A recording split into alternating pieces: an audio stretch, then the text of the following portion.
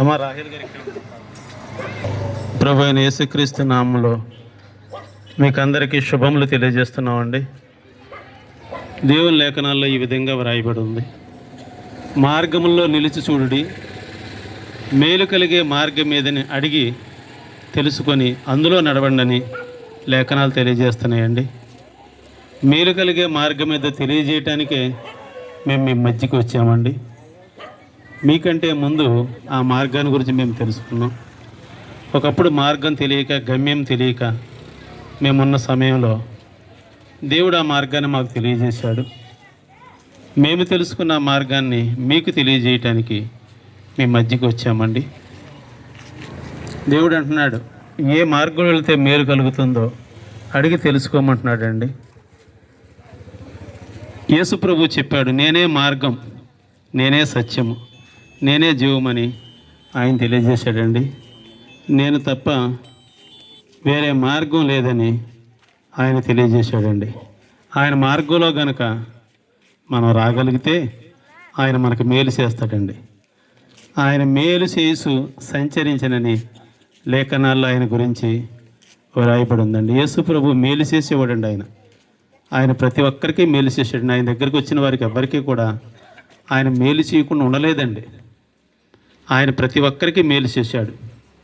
ఆ మేలు చేసి ఆయన అంటున్నాడు, నేనే మార్గం, నేనే సత్యం, నేనే జీవం, నా ద్వారానే మీరు ఆ పరలోకం చేరగలరని ఆయన తెలియజేస్తున్నాడండి.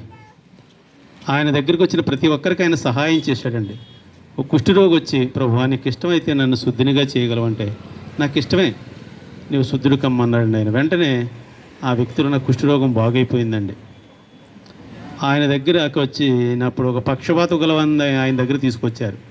ఆ పక్షవాత గలవాన్ని చూసి, నీ పాపములు క్షమింపబడి ఉన్నాయి, నీవు లేచి నడిచి వెళ్ళిపో అన్నాడండి ప్రభు. ఎందుకంటే కొన్ని వ్యాధులకు కారణం పాపము కావచ్చు, కొన్ని వ్యాధులకు కారణం మనం తీసుకునే ఆహారం కావచ్చు అండి. అయితే అది ఆహారం లోపం వల్ల మనకి వ్యాధి వచ్చిందో, ఈ లోక సంబంధంగా పాపం వల్ల వ్యాధి వచ్చిందో మనకు తెలియదు. అది దేవుడికే తెలుసు కనుక ఆయన దగ్గరికి వస్తే, ఒకవేళ శరీర సంబంధమైన వ్యాధి అయితే మందులు వాడితే స్వస్థ వస్తుందండి. కానీ అది మరో విధమైన వ్యాధి అయితే మనం మందులు వాడితే స్వస్థ రాదండి.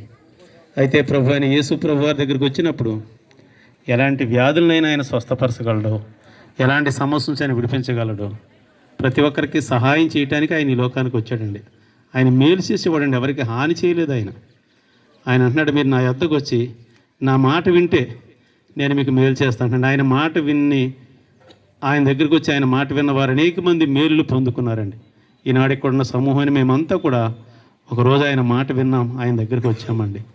ఆయన ద్వారా మేము మేలులు పొందుకున్నాం. మేము పొందుకున్న మేలులు మీరు పొందుకోవాలని ఈ సాయంకాల సమయంలో ఈ మాటలు మీకు ప్రకటిస్తున్నామండి. ప్రభువైన యేసుక్రీస్తునందు మీరు విశ్వాసం ఉంచగలిగితే ఈ లోకం ఉన్నంతకాలం ఆయన సహాయం చేస్తాడు, తోడుగా ఉంటాడు. ఈ లోకం మట్టుకే కాదండి, ఈ లోకం విడిచిన తర్వాత మన ఆత్మ ఎక్కడికి వెళ్తుంది అనేది ప్రతి ఒక్కరు ఆలోచించారు. ప్రతి ఒక్కరు ఈ లోకంలో ఉండగా ఆరోగ్యంగా ఉండాలి, సంతోషంగా ఉండాలి, నెమ్మది కలిగి ఉండాలి, నేను నా బిడ్డలు ఆనందంగా ఉండాలని కోరుకుంటాం. మంచిదండి, అదేం తప్పు కాదు. కానీ ఈ లోకం మట్టుకే కాకుండా మనం ఈ లోకం విడవలసిన రోజు ఒకటి ఉందని ప్రతి ఒక్కరు గుర్తించాలండి. ఈ లోకం శాశ్వతంగా దేవుడు మనకి ఇవ్వలేదు. మనం జీవిస్తే 70 సంవత్సరాలు లేదా 80 సంవత్సరాలు జీవిస్తాం. మరి ఎక్కువ ఒకవేళ ఆరోగ్యం ఉంటే 100 సంవత్సరాలు. కానీ ఏదో ఒక రోజు ఈ లోకాన్ని విడవలసి ఉంది.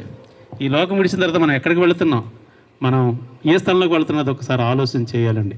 2 స్థలాలు ఉన్నాయి, దేవుని లేఖనాలు తెలియజేస్తున్నాయి. ఒకటి పరలోకం, మరొకటి పాతాళలోకం. పరలోకం వెళ్ళాలని ప్రతి ఒక్కరు ఆశ కలిగి ఉంటుంది. ఎందుకంటే అక్కడ నెమ్మది కలిగి ఉంటామని, యుగయుగాలు అక్కడ సంతోషంగా ఉంటామని ప్రతి ఒక్కరు ఆశ. పాతాళానికి వెళ్తే యుగయుగాలు అక్కడ వేదనకరంగా ఉంటుందని ప్రతి ఒక్కరికి ఆ అవగాహన, ఆలోచన ఉందండి. అయితే పరలోకం వెళ్ళాలంటే ప్రభు అయిన యేసుక్రీస్తు నందు విశ్వాసం ఉంచవలసిందే. ఆయనే మార్గం చెప్తున్నారు. నేనే మార్గం, నా ద్వారా తప్ప ఎవరా పరలోకం చేరలేరని ప్రభు అయిన యేసుక్రీస్తు వారు తెలియజేస్తున్నారండి. పరలోకం కావాలంటే ప్రభు అయిన యేసుక్రీస్తు నందు విశ్వాసం ఉంచవలసింది. ఆయన యందు విశ్వాసం ఉంచితే ఈ లోకంలోగాను సహాయం చేస్తారు. ఈ లోకం విడిచిన తర్వాత పరలోక రాజ్యానికి చేరుస్తారండి. అట్టి కృప ప్రభు మీకు అందరికీ దయచేయునుగాక. మహాపరిశుద్ధుడైన తండ్రి, మహోన్నతుడా, సర్వోన్నతుడా, సర్వశక్తిమంతుడు అయిన మా తండ్రి, మీ ఘనమైన నామానికి స్తోత్రాలు, స్తుతులు, వందనాలు ప్రభువా. ఈ సాయంకాల సమయంలో నా ప్రభువా ఆయా ప్రాంతాల నుంచి నాయన నీ నామం పేరట ప్రభువ మీ యొక్క మాటలను ప్రకటించడానికి ఈ యొక్క నాయన ప్రభువ వేల్పూరు నాయన ప్రభువ ఈ గ్రామానికి నడిపించిన విధానం బట్టి మీ స్తోత్రాలు నాయన. నా దేవా, ఈ గ్రామాన్ని ప్రేమిస్తున్న విధానం గొప్పది నాయన, నీ స్తోత్రాలు. అవునయ్యా, ప్రయాసపడి భారం మోసుకొనిచున్న సమస్త జనులారా నా యొద్దకు రండి, మీకు శ్రాంతినిస్తానని సెలవిచ్చింది దేవా. ఈ లోకంలో ప్రభువా ఏ మనుష్యుడికి కూడా నెమ్మది లేదు, సమాధానం లేదు నాయన.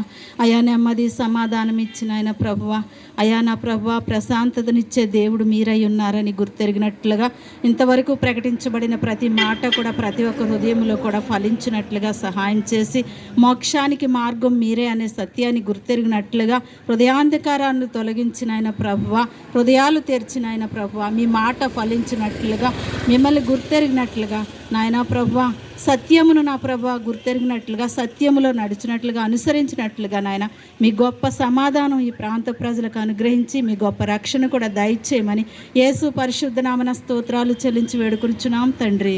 ఆమేన్.